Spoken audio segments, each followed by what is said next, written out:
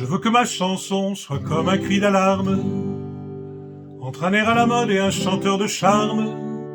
Et même si je ne chante pas assez fort, qu'on veuille m'écouter 3 minutes encore. Quand on entend parler des femmes que l'on viole, pour beaucoup d'entre nous ça reste des paroles. On discute, on s'indigne, on ferme le journal, puis on finit par trouver ça presque normal. Hier j'ai rencontré l'une de ces victimes.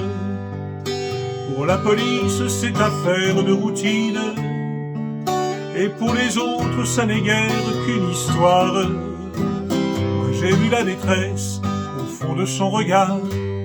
J'ai lavé son corps couvert de sperme et de sang.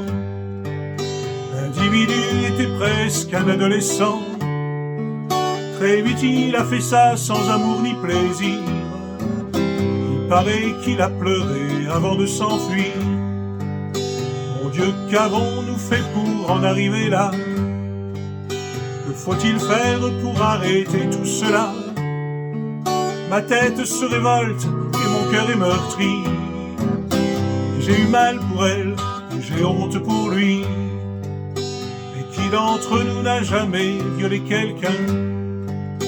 Pour ne parler que de ces petits viols mesquins qui font partie de notre vie de tous les jours et abreuvent de larmes notre soif d'amour.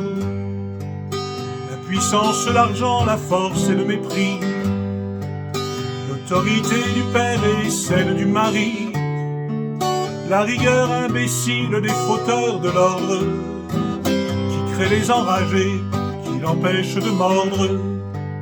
Car ce sont nos enfants qu'on appelle la pègre, gauchistes, blousons noirs, drogués et autres nègres, tous ceux qui pour survivre cherchent à rêver, ceux qui cherchent la plage au-dessous des pavés. Et si parfois je vais chanter à la télévision, dans le cadre établi de la consommation, avec l'approbation du prince et de la cour, ne va pas croire que c'est pour faire un discours.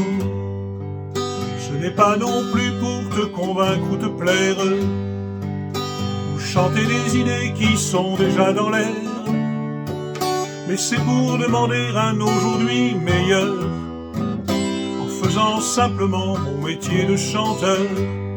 Je dis que le bateau prend l'eau de tous côtés, il est temps qu'on essaye de le colmater. Victime ou criminel, les deux sont concernés, car s'il y a un coupable, on est tous condamnés.